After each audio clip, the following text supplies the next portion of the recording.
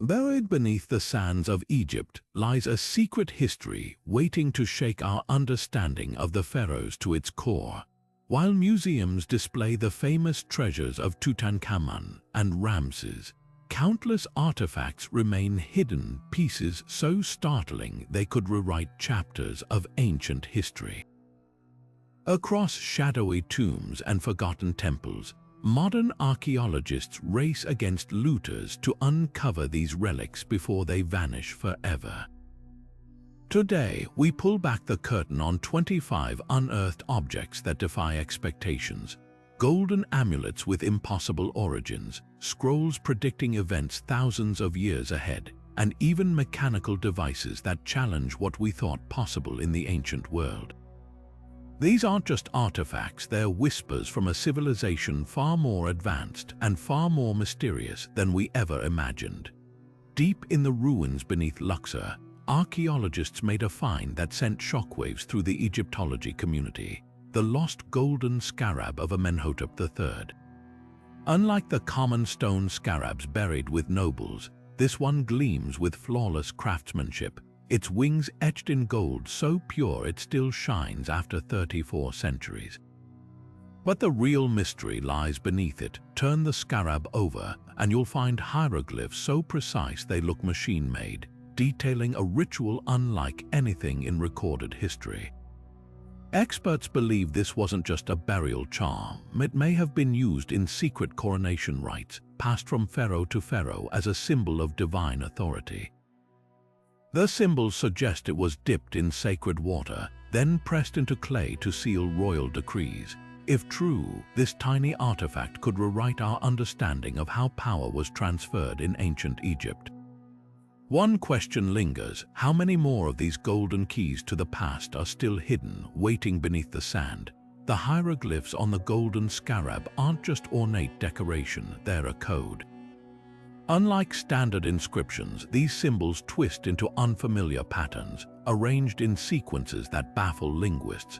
Some researchers believe they're an early form of cryptography, meant to conceal sacred knowledge from the uninitiated. A few bold scholars suggest these markings might even predate known Egyptian writing systems, hinting at a lost language from an older dynasty. One chilling theory ties the scarab's message to a passage from the Book of the Dead, but with a disturbing twist. Where traditional texts speak of guiding the pharaoh's soul through the afterlife, this artifact seems to describe something darker, a ritual to summon or restrain a force beyond human understanding. The symbols repeat in a circular pattern, almost like a warning or a binding spell. Even stranger, the scarab wasn't found in a royal tomb as you'd expect. It was discovered beneath the foundations of a temple, deliberately buried there as if to contain its power. Temple workers in ancient Egypt often hid sacred objects during times of upheaval, sealing them away to protect or neutralize their influence. Was this scarab considered too dangerous to leave in the open? Or was its true purpose something even the priests feared? Among the treasures left behind by Egypt's most powerful female ruler, Hatshepsut, one artifact offers a rare glimpse into the private world of the pharaohs: a flawlessly preserved ebony Senate board. Discovered in a dusty Theban workshop rather than a royal tomb, this gaming set shatters the image of pharaohs as distant, untouchable figures. The finely carved ebony squares still bear faint traces of use, as if Hatshepsut herself might have slid the pieces across its surface during quiet moments of strategy and chance. What makes this board extraordinary isn't just its craftsmanship, it's the unexpected human story it tells. Alongside it, archaeologists uncovered delicate ivory dice and a collection of faience betting chips, suggesting these games were more than idle pastimes. Historical accounts hint that Senate wasn't merely entertainment. It held sacred meaning, symbolizing the soul's journey through the afterlife. Yet the presence of gambling tokens reveals a playful side to palace life, evidence that even great rulers sought diversion. Some scholars argue the chips represent wages paid to craftsmen, turning Senate into a blend of recreation and economic exchange. The board's location adds another puzzle. Why was such a luxurious item left in a workshop instead of a royal chamber? One theory suggests Hatshepsut gifted it to a favored artisan, a radical act of generosity in a society rigidly divided by class. Another possibility, that the board was mid-restoration when abandoned, raises tantalizing questions.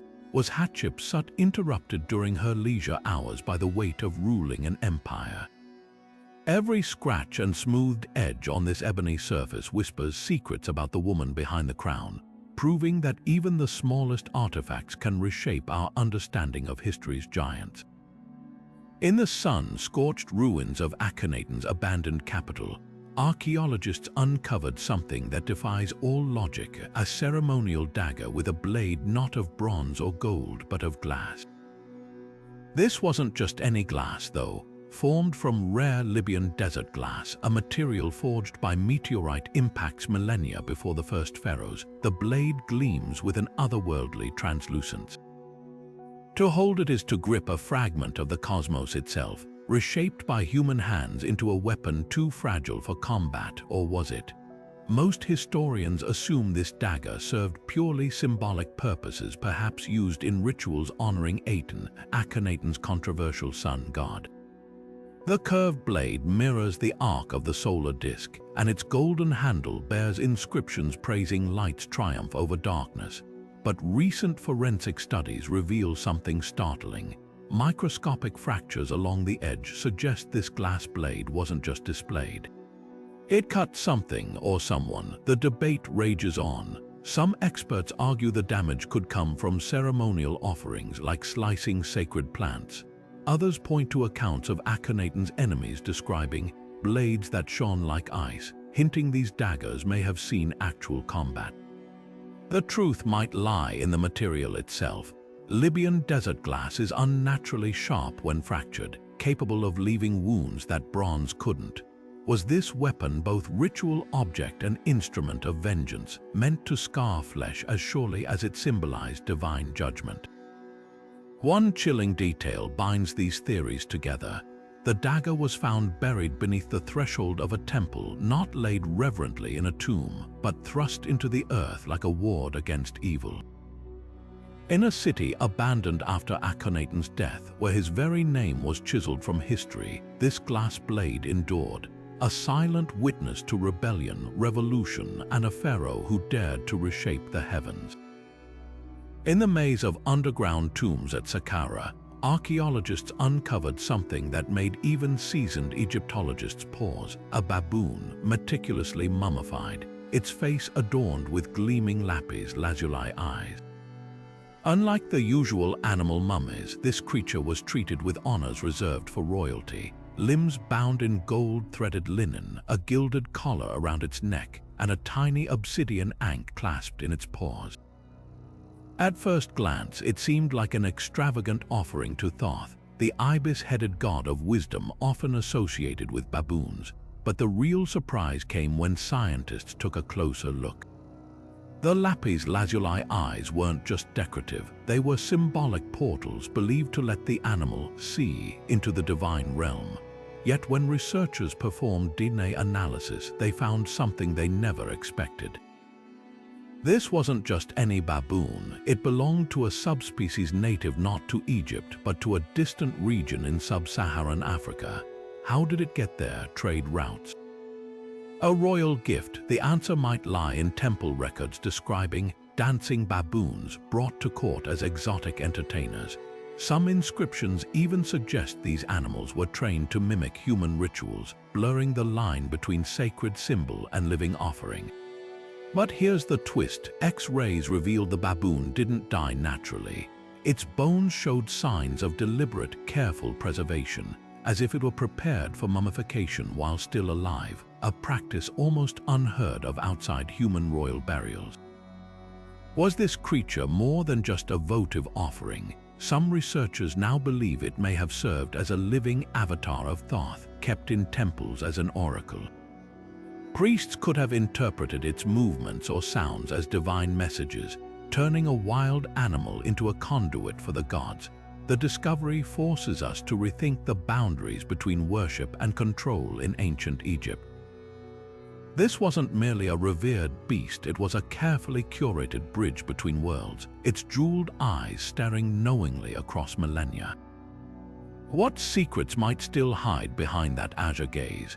Near the base of the Great Pyramid, buried beneath layers of wind-blown sand, workers unearthed an object so unexpected it forced archaeologists to rethink an ancient funeral ritual, a massive granite anchor, its surface etched with celestial patterns so precise they mirror the night sky over Giza.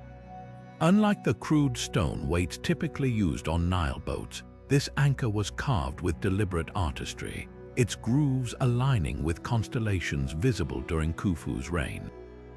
At first glance, it seemed out of place. Why would a funeral barge meant to carry a pharaoh's body need an anchor at all? The answer lies in the markings. Scans revealed the anchor wasn't just a practical tool, it was a navigational device, its star maps acting as a celestial compass. Egyptologists long assumed Khufu's solar barge was purely symbolic, a vessel to transport his soul across the heavens.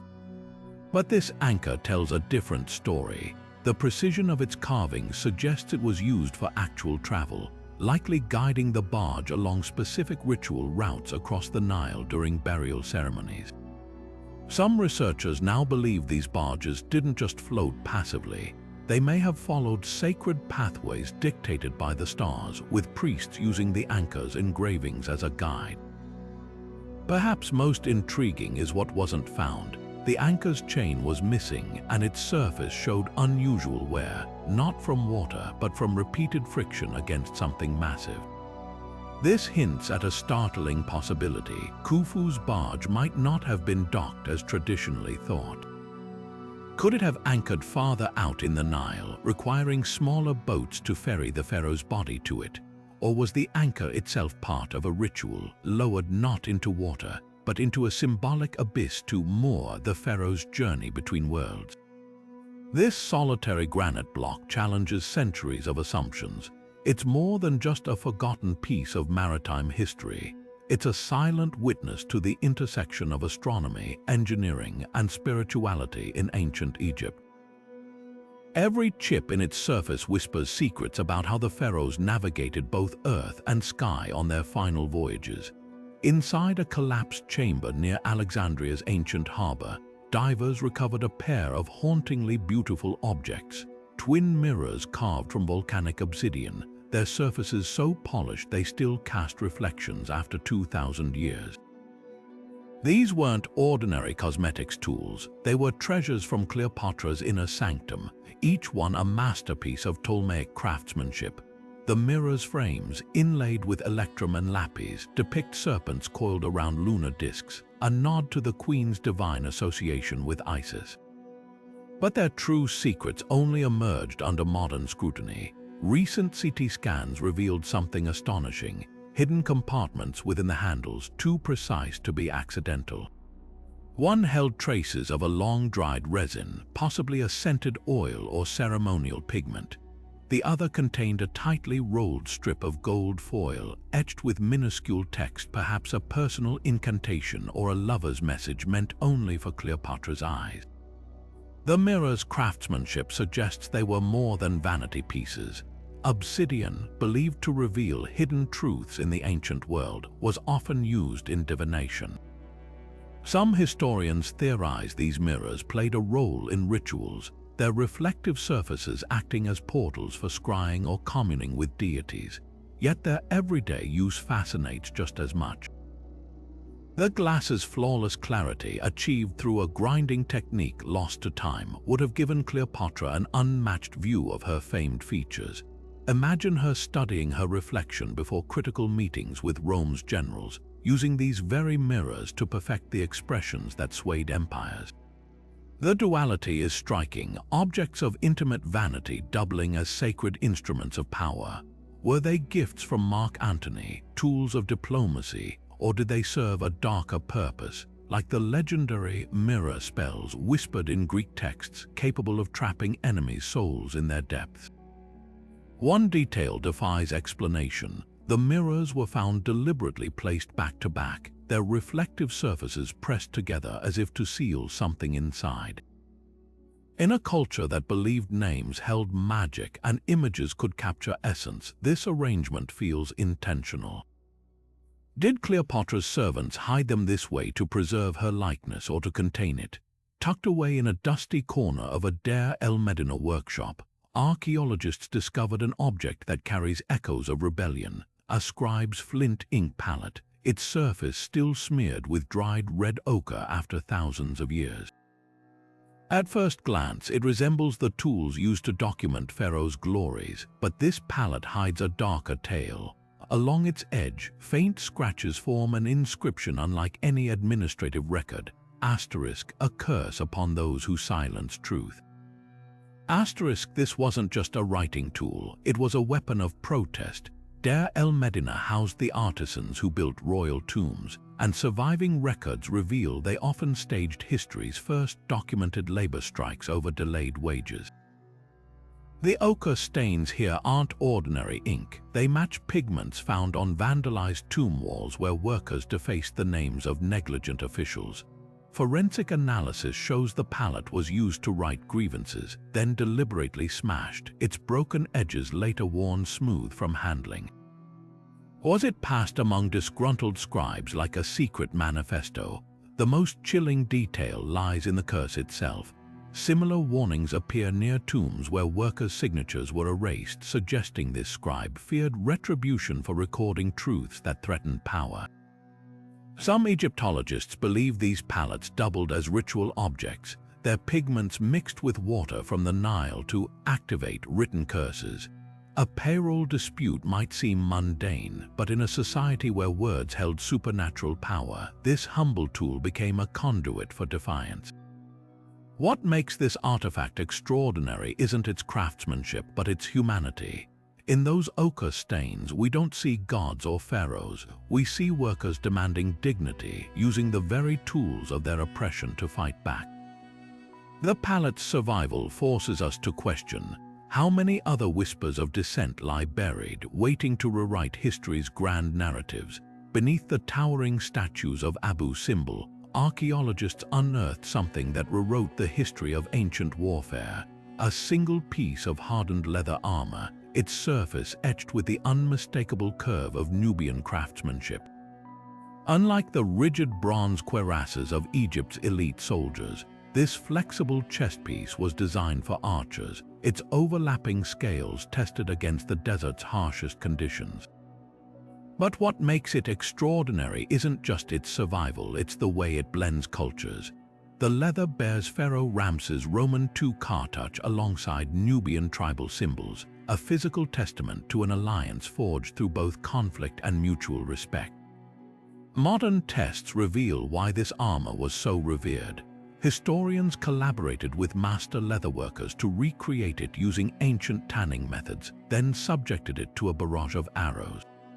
The results stunned everyone, even at close range. The layered hide deflected all but the most powerful shots. This wasn't just protection, it was engineering. The Nubians treated the leather with acacia resin and crocodile fat, creating a material as tough as bronze but light enough for archers to move freely. Scorch marks on the original suggest they may have even fire-hardened it, a technique previously thought impossible for that era. The armor's dual heritage tells a deeper story. Nubian mercenaries were Egypt's most feared archers, and this piece, worn by a warrior serving Pharaoh, symbolizes how practicality trumped prejudice. Here was a soldier who honored his Nubian roots while pledging loyalty to Egypt, his armor a mosaic of identities. Battle scars along the edges hint at clashes near Kadesh, where Ramses' forces faced the Hittites. Did this very armor turn the tide in a legendary skirmish? Perhaps most intriguing is what the artifact lacks. Unlike Egyptian officers' gear, it bears no grandiose claims of divine protection, just pragmatic craftsmanship built to endure. In that unassuming leather, we see the true face of ancient warfare. Not just pharaohs and chariots, but the unsung fighters whose skill and adaptability shaped empires. Every stitch in this armor whispers secrets of cultural exchange. proving that sometimes history's most powerful alliances were forged not in gold but in rawhide. In the royal tombs of Tanis, archaeologists uncovered an object that gleams with eerie brilliance, a silver chalice so delicate it seems spun from moonlight. Unlike Egypt's famed golden treasures, this vessel's pale luster comes from a metal the pharaohs prized even more highly: silver, a rarity so precious it was considered the bones of the gods. Adorned with electrum lotus blossoms, their petals frozen mid-bloom, the chalice whispers of a devotion that transcended mere opulence. The scarcity of silver in Egypt made it more valuable than gold itself. Unlike gold, which the Nile sands yielded generously, silver had to be painstakingly imported from distant lands like Anatolia or the Aegean. This chalice's very existence speaks of a ruler's relentless pursuit of the divine, its metal symbolizing the moon's cool radiance, a stark contrast to gold's solar associations.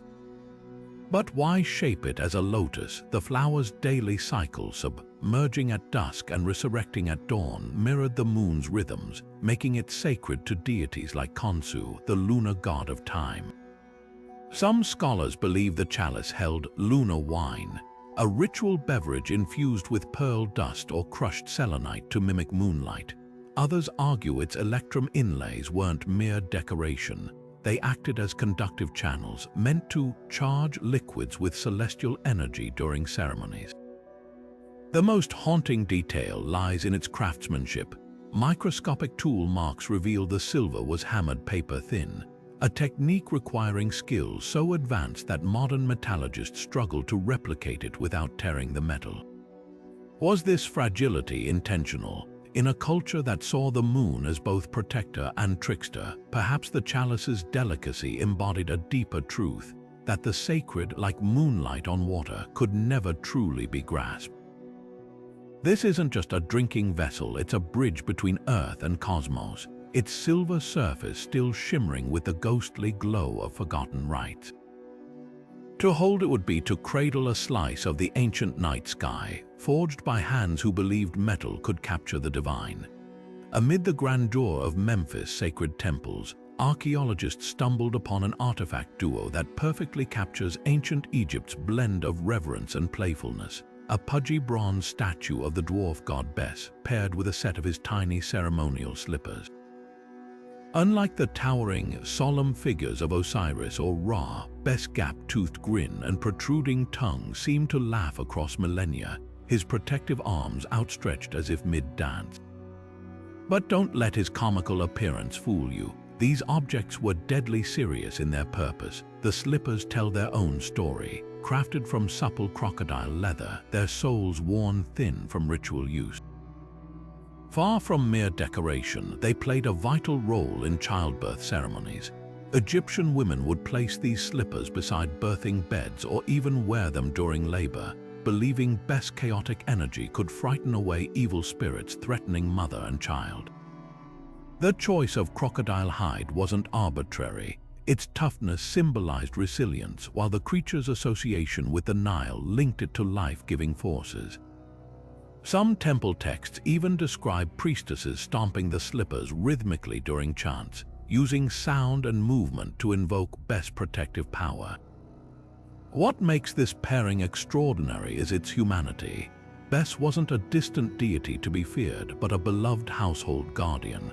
His statue's belly shows wear from countless touches, likely rubbed by generations of families seeking comfort. The slipper's curled toes suggest they were molded to fit a real priest's feet, blending the divine with the practical. Here was a god who didn't just watch from altars. He danced, laughed, and literally walked alongside his worshippers.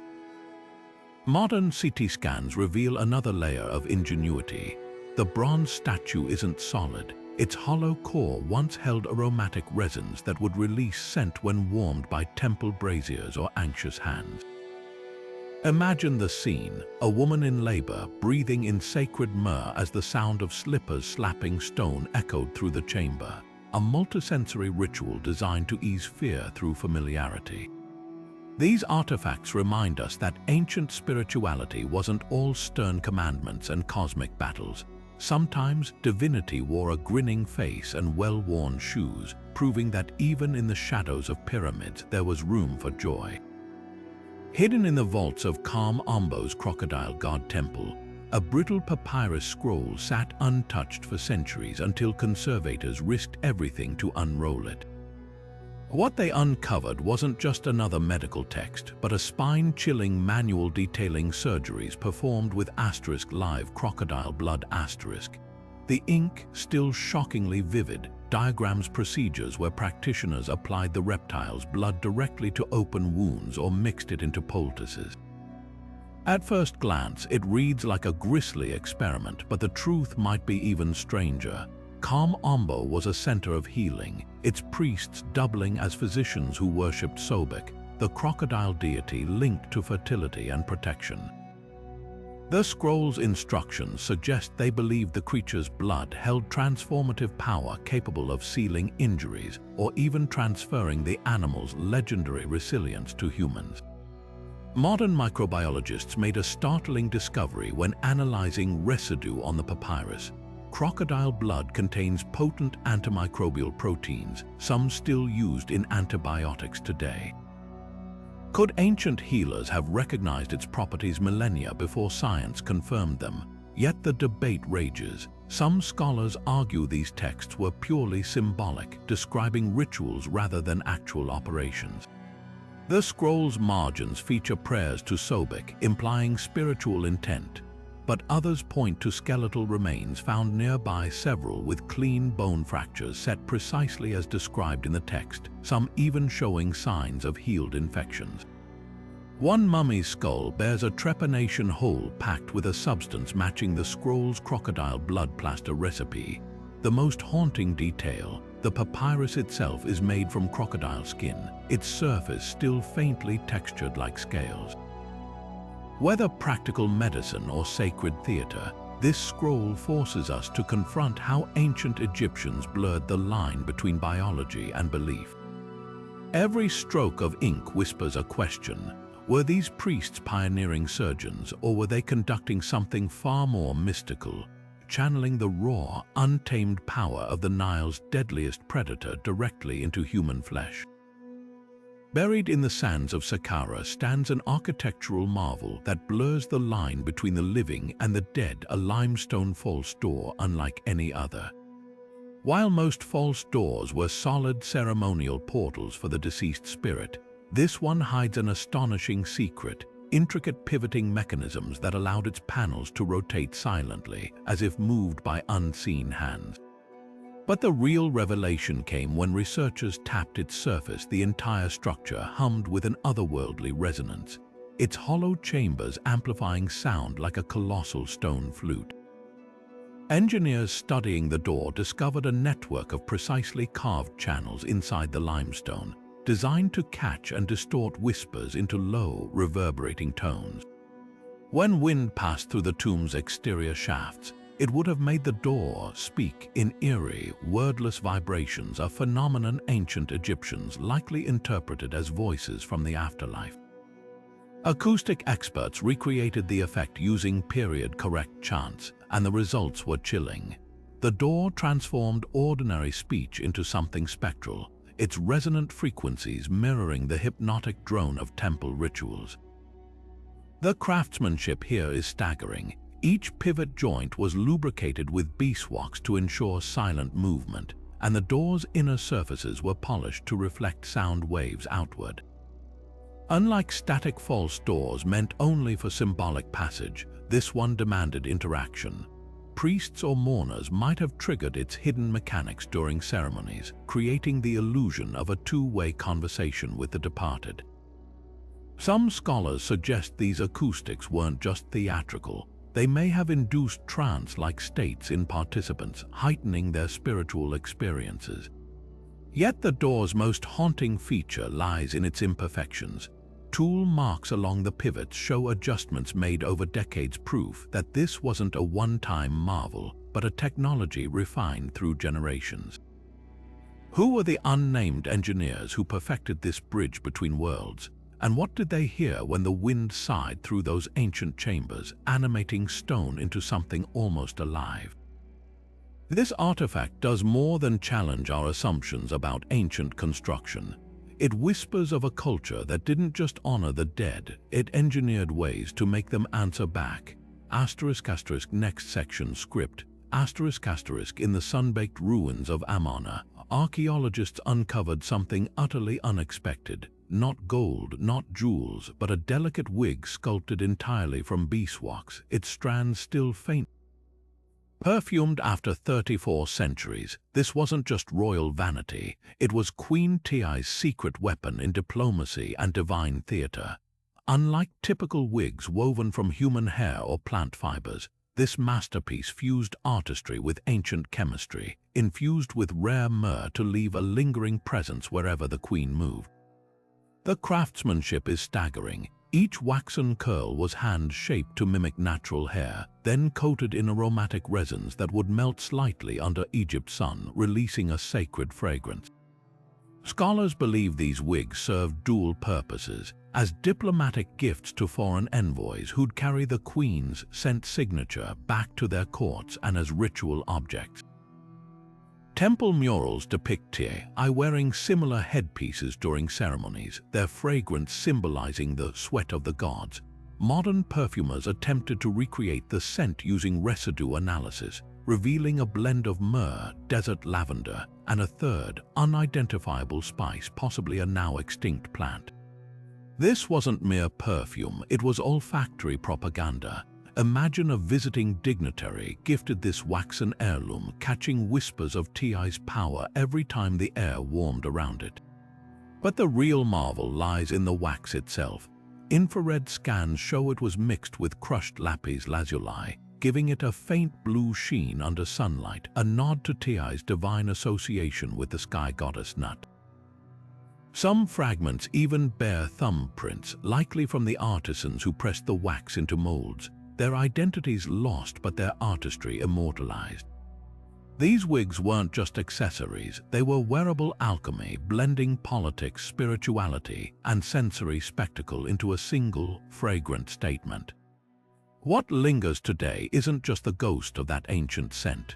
It's the realization that for Ti, power wasn't only seen or heard, it was *breathed*, a reminder that even after she left a room, the air itself remembered her.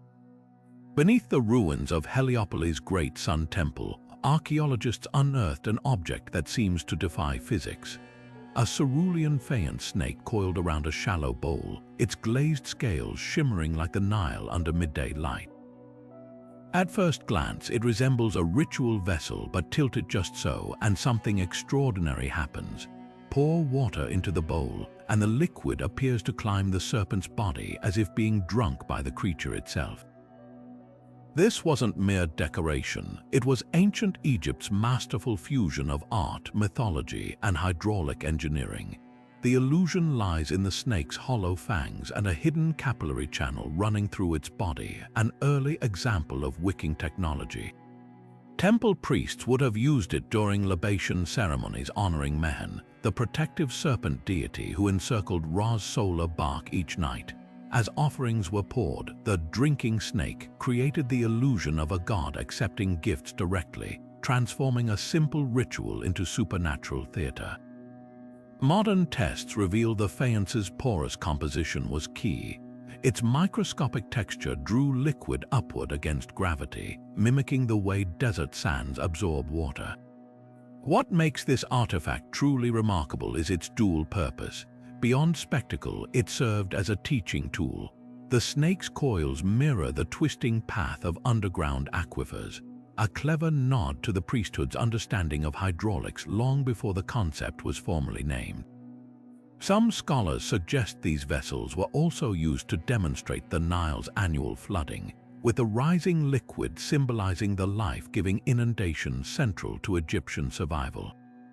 Yet the most profound detail is often overlooked. The snake's open mouth doesn't actually connect to the internal channel. The water never reaches the tip. The illusion relies entirely on the viewer's perception. In that clever deception lies a deeper truth about ancient spirituality.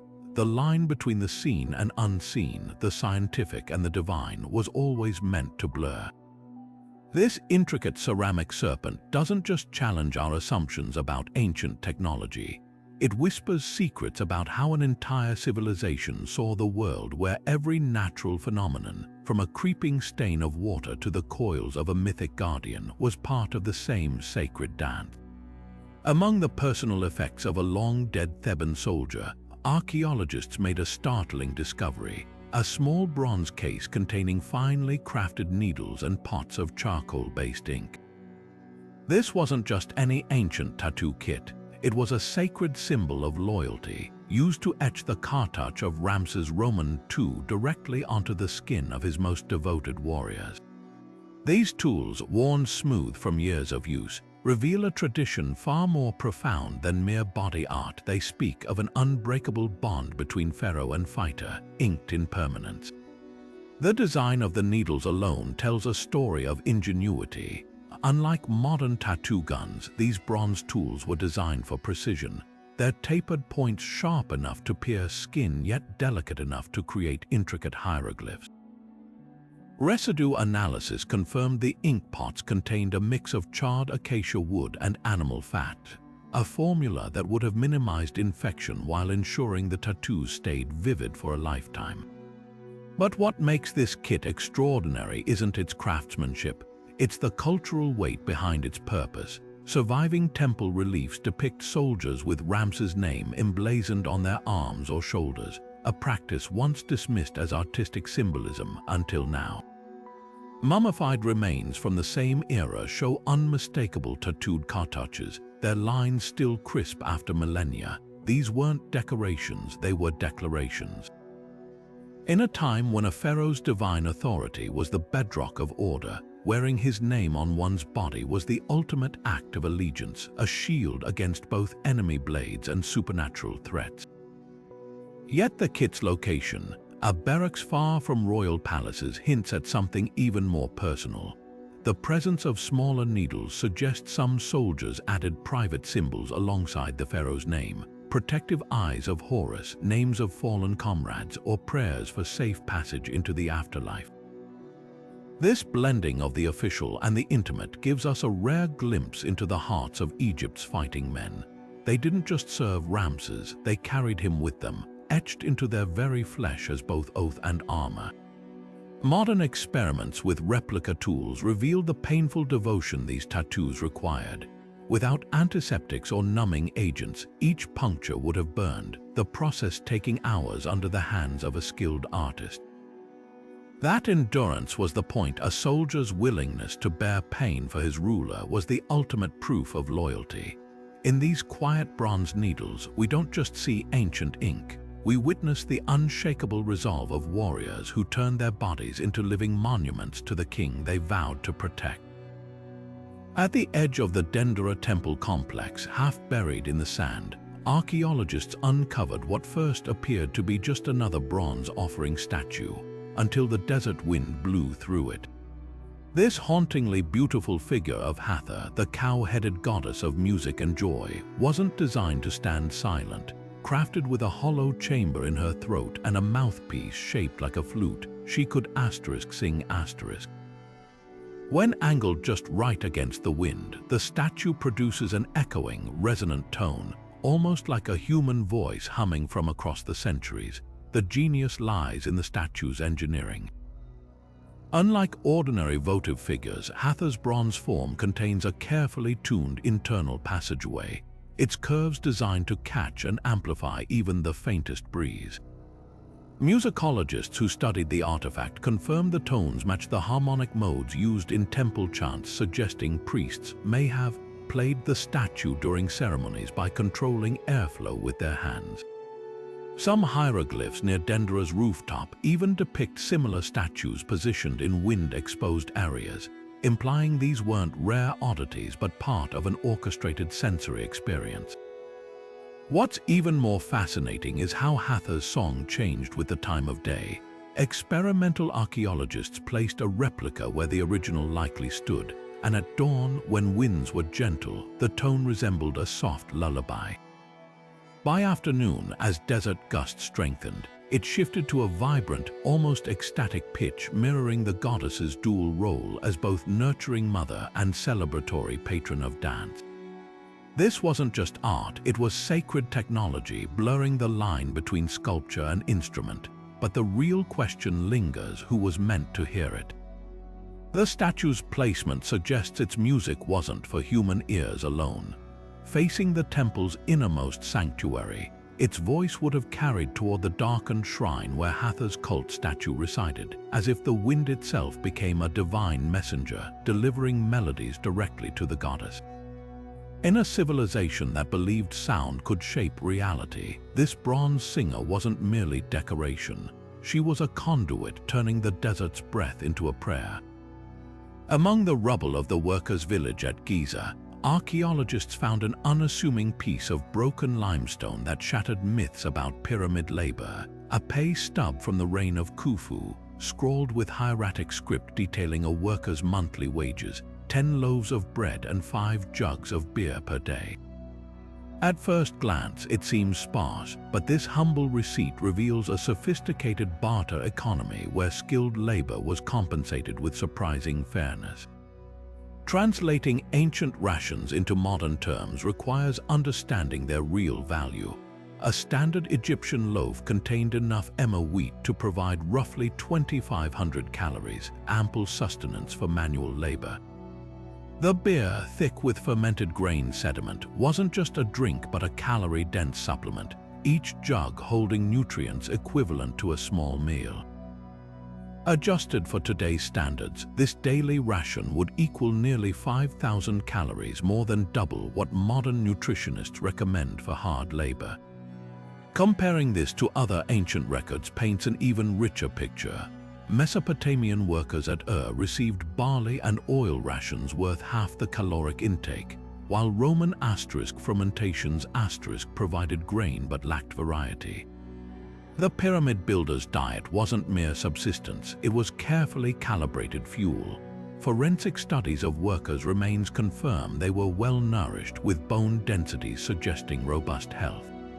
The ostracon's back holds another revelation, a single hieroglyph marking bonus days, likely extra rations issued during festivals or milestones. This wasn't slavery, it was contract labor with incentives.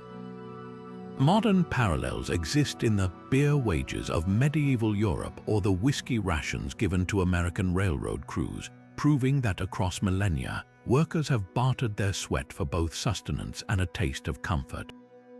What resonates most isn't the economics but the humanity. On that limestone scrap beneath the accountant's tallies, faint fingerprints linger in the clay, perhaps the worker's own, pressing into the wet surface to confirm receipt.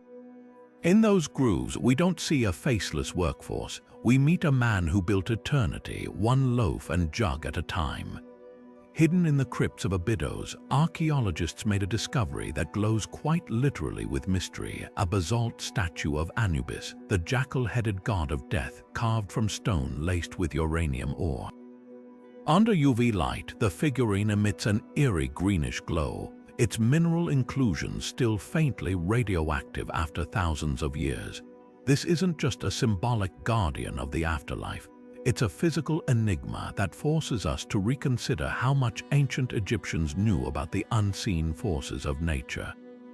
Modern Geiger counter tests confirmed the statue's radioactivity stems from uranium deposits naturally occurring in its basalt, likely sourced from the eastern desert's volcanic regions. While the radiation levels are low enough to be safe for brief museum display, prolonged exposure could have posed risks even in antiquity. Curiously, the figurine was found sealed inside a lead-lined niche, suggesting priests may have recognized its hazardous properties. Was this deliberate? Temple texts describe night-shining stones used in rituals to commune with the dead, hinting at a possible awareness of these materials' otherworldly effects. The craftsmanship adds another layer of intrigue. The Anubis statue's eyes are inlaid with obsidian, but its pupils contain tiny flecks of uraninite, a mineral that would have shimmered in torchlight, giving the god an unnervingly lifelike gaze.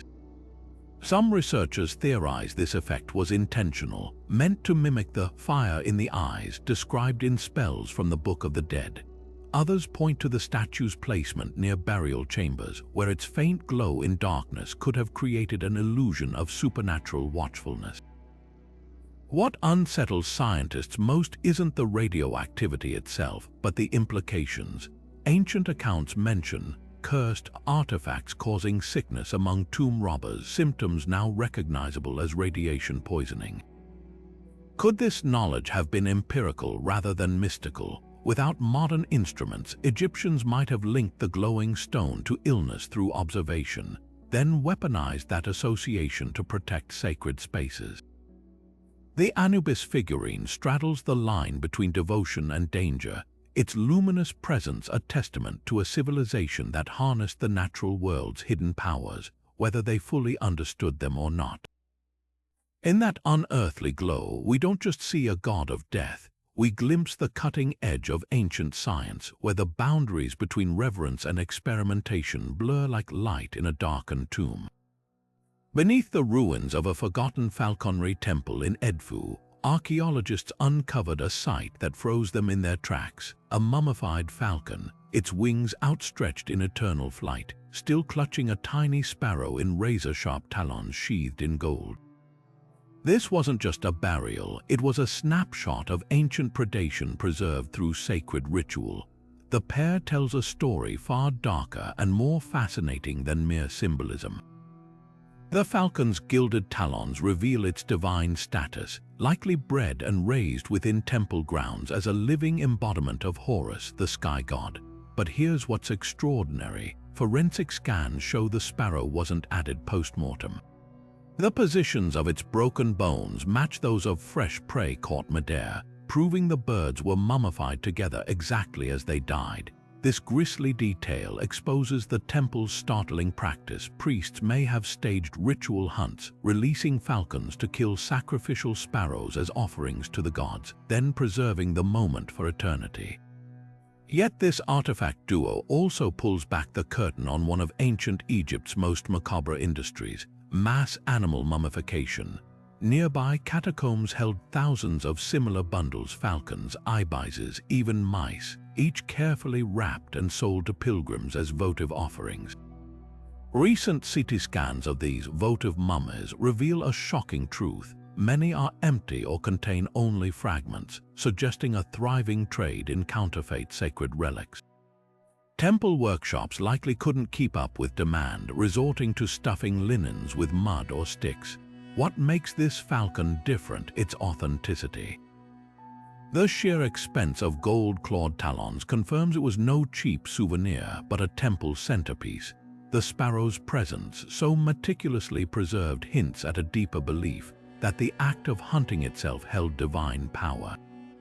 In a culture that saw the cosmos as an endless cycle of predation and rebirth, this frozen moment between predator and prey wasn't just art or ritual.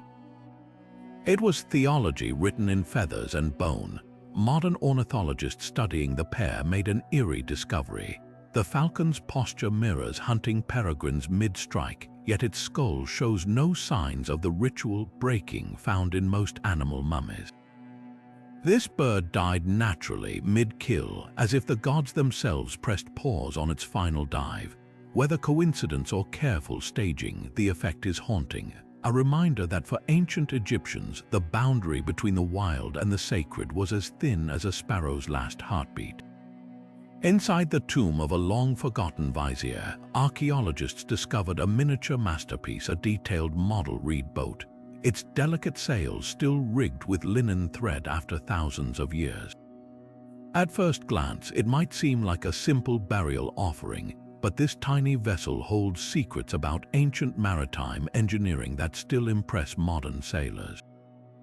Unlike static tomb models, this one was designed with fully functional sails that could pivot and catch the wind exactly like their full-sized counterparts. The craftsmanship alone is astonishing. Each reed is lashed together with the same techniques used on Nile cargo ships, while the sails replicate the distinctive triangular design seen in temple reliefs. Tests with replica models revealed these sails could harness crosswinds efficiently, a breakthrough allowing Egyptian traders to sail upstream against the Nile's current.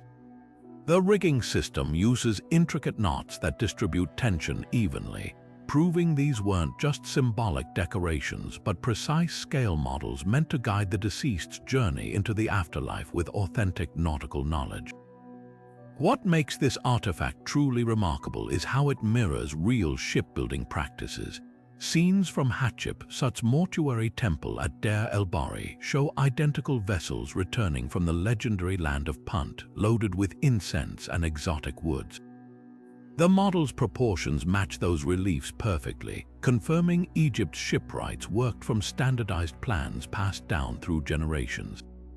Even the mast's slight forward tilt visible in both the model and temple art was a deliberate innovation to balance sail pressure in strong Nile winds. Modern boat builders who studied the model were stunned by its accuracy. The reed bundles are spaced to allow natural flexing, preventing cracks during waves, a detail only experienced sailors would know. Some researchers believe these miniatures weren't just funerary items. They may have served as teaching tools for apprentice shipwrights, their small size making complex rigging techniques easier to demonstrate. But perhaps the most poignant detail is hidden beneath the sails. Faint traces of pigment suggest the boat was once brightly painted, not just as decoration, but to replicate the eye motifs found on real ships, meant to ward off chaos during perilous river journeys. In this tiny vessel, we see the intersection of faith and function, where every thread and reed was a prayer for safe passage, both on the Nile's waters and into the afterlife's mysteries. ***, next section script. ***, tucked away in the ruins of Memphis stands a statue that defies every expectation of ancient Egyptian divinity, a rare depiction of Ptah, the creator god, caught mid-laugh. Unlike the rigid, solemn statues of other deities, this bronze figure shows Ptah with crinkled eyes and an open-mouthed grin, his hands raised as if sharing a joke with the heavens. Discovered near the temple where he was worshipped as patron of craftsmen, this artifact shatters the myth that Egyptian gods were always portrayed as distant and austere.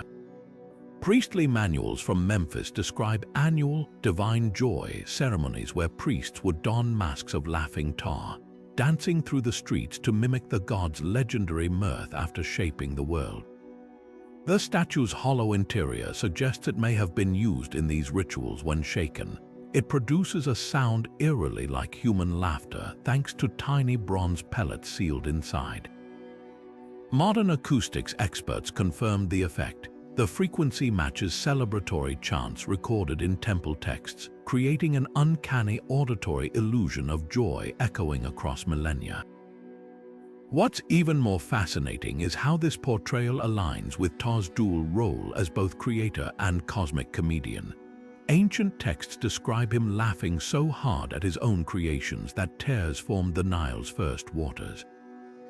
The statue's base bears an inscription rarely seen in religious art, hieroglyphs of hiccuping sounds likely mimicking the god's uncontrollable giggles.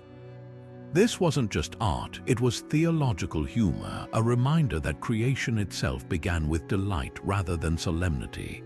Yet the artifact also carries a whisper of rebellion. Found buried beneath a later temple to the more austere god Ammon, some scholars suggest it was hidden during a period when state religion discouraged such playful portrayals. The laughing Ptah challenges our modern assumptions that ancient worship was all fear and reverence. In those carefully crafted laugh lines, we glimpse a culture that believed the divine could be approached not just with offerings but with shared laughter. This statue does more than depict a god. It captures a moment of cosmic levity, proving that even in the shadow of pyramids, ancient Egyptians understood a profound truth, that joy itself might be the most sacred craft of all. ***, Artifact 25. The broken dream stele *** in a dimly lit storeroom at Karnak. Archaeologists stumbled upon a fractured sandstone slab that tells a story far more personal. The grand royal proclamations we're used to, This broken relic, known as the *dream stele of Prince Amenemhat *, records not the ambitions of a triumphant pharaoh, but the quiet desperation of a prince who never ruled. Unlike the towering *dream stele of Thutmose Roman IV at the Sphinx, which boasts of divine favor and destiny fulfilled, this fragmented text whispers of dreams deferred. The stele's weathered surface still bears traces of the prince's plea to the god Ammon, detailing a vivid dream where he stood atop a pyramid, only for it to crumble beneath him. The symbolism is heartbreaking. While Thutmose Roman IV famous stele recounts how the Sphinx itself promised him kingship in exchange for clearing the sand from its paws, Amenemhat's version tells a different truth. Dreams didn't always come true, even for royalty. What makes this artifact extraordinary isn't just its rarity. Private dream records are almost unheard of, but its brutal honesty. The text mentions a shadow that fell across the sun, possibly alluding to a rival claimant or an illness that dashed the prince's hopes. Forensic analysis of the sandstone reveals something even more intimate: faint fingerprints pressed into the wet ink, as if Amenemhat himself touched the words as they dried. Scholars initially assumed this was a discarded draft, but the discovery of matching fragments in a nearby trash pit rewrote that theory. The stele was deliberately smashed, its pieces scattered likely after the prince's death when his name was erased from official records.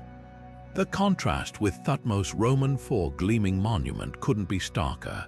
One stele celebrates destiny fulfilled, the other mourns destiny denied. Yet in its very brokenness, Amenemhat's stele speaks louder than any polished propaganda. It's a reminder that history isn't just written by the victors. Sometimes it's etched in the quiet anguish of those left behind, their voices preserved not in gold but in fractures and dust. This isn't just a failed prince's lament. It's proof that even in a civilization obsessed with eternity, some dreams were meant to shatter.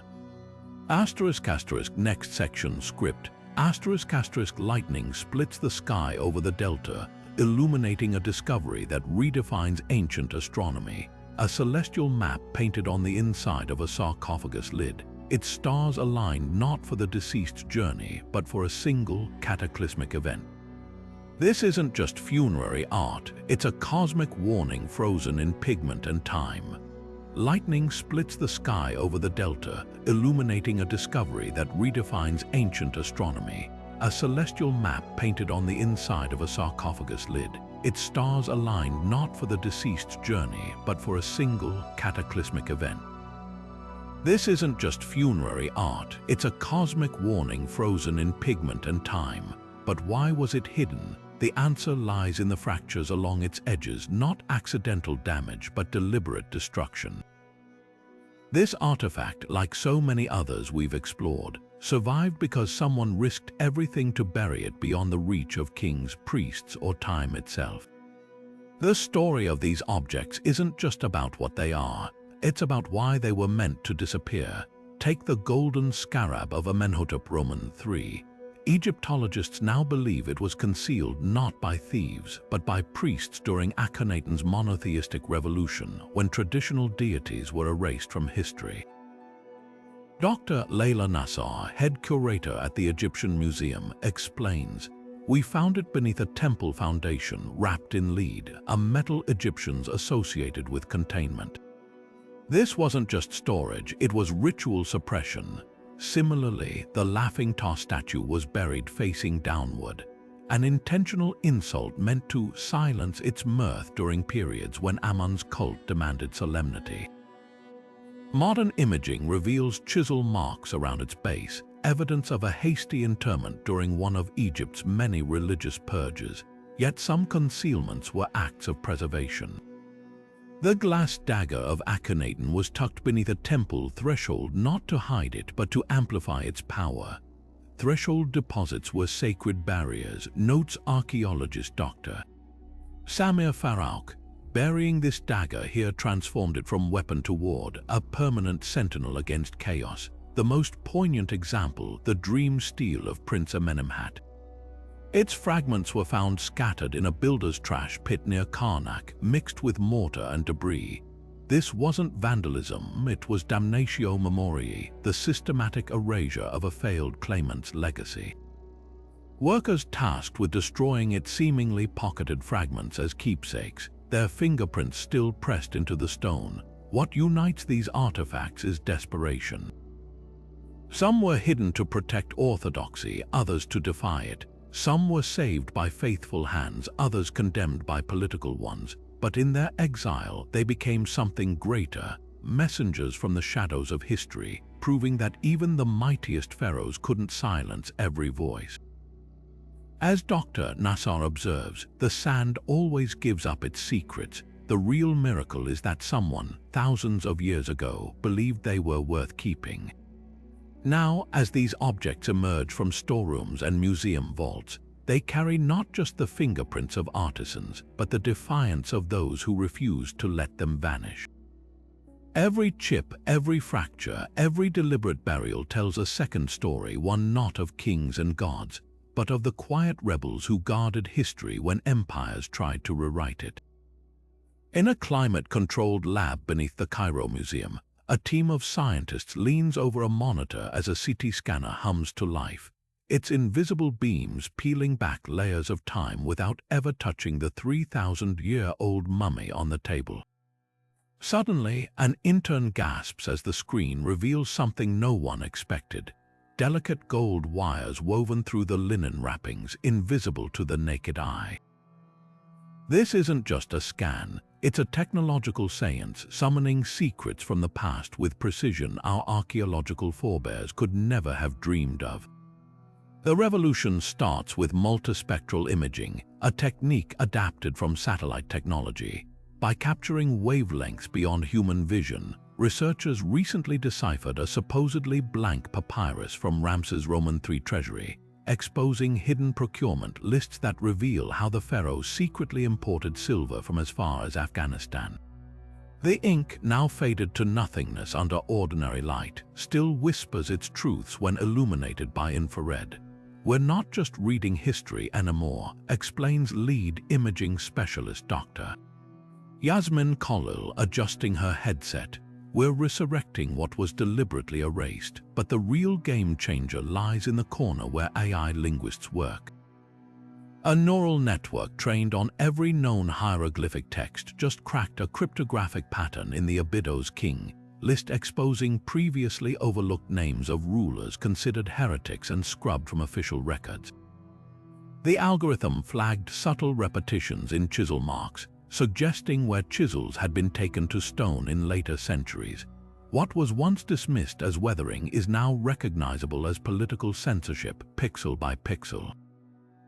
Then there's the hologram chamber. Watch as a laser projector reconstructs the original colors of a statue's headdress from microscopic pigment traces, its turquoise and lapis hues blazing back to life after millennia. The team freezes as the hologram flickers, revealing something no one had noticed, a faint, deliberate scratch across the statue's mouth. That's not damage, murmurs a conservator. That's silencing. The gesture mirrors accounts of rebels defacing statues to mute oppressive gods. These tools do more than uncover facts. They restore agency to voices the ancient world tried to suppress. When a scanner detects the hidden arthritis in a scribe's wrist, or AI reconstructs a hymn from charred temple fragments, we're not just solving puzzles. We're witnessing the defiant survival of stories that refuse to vanish. As one intern puts it, holding up a glowing tablet showing a reconstructed tomb mural, it's like the past left us breadcrumbs in invisible ink. And we've finally found the flashlight. The irony is exquisite. The same civilization that invented papyrus and geometric precision now meets its match in silicon and algorithms. Yet for all their futuristic dazzle, these technologies share a goal with the oldest Egyptian spells: to make the unseen seen and the silent heard. Only now, the magic isn't in incantations, it's in the quiet click of a mouse, revealing what the sand tried to keep. **** final script segment. Asterisk asterisk for centuries, the pharaohs have loomed over history like golden statues, distant, untouchable, their lives reduced to textbook highlights of battles and building projects. But these 25 artifacts, they're something far more precious. They're fingerprints on the window of time, smudging the barrier between their world and ours. A scribe's ink-stained fingers pressing into clay, a queen's perfume lingering in wax, a soldier's oath etched into his skin. These aren't just relics, they're fragments of people whispering across millennia that even in the shadow of pyramids, humans laughed, loved, and longed for things as mundane as a fair wage or a good harvest. Think about the stories still buried. The sands of Egypt have given up less than a fraction of what they hide: entire cities swallowed by dunes, temples drowned under Nile silt, papyri crumbled to dust in sealed tombs. Every artifact we've uncovered suggests 100 more waiting to be found. Who knows what's still out there? A diary penned by Nefertiti herself, a physician's notes on pioneering surgery. Or perhaps something that will shatter our understanding of history entirely, lying just beyond the next archaeologist's trowel. This is where you come in. Archaeology isn't just funded by institutions, it thrives on public curiosity and support. Every museum visit, every documentary watched, every voice demanding cultural preservation helps fuel the next discovery. The past belongs to all of us, and so does the future of uncovering it. If these glimpses into the pharaoh's world captivated you, imagine what we'll learn tomorrow. Hit subscribe and let's keep unearthing history together because the desert isn't done speaking, and neither are we. End scene with visuals of wind-blown sands over excavation sites fading to black.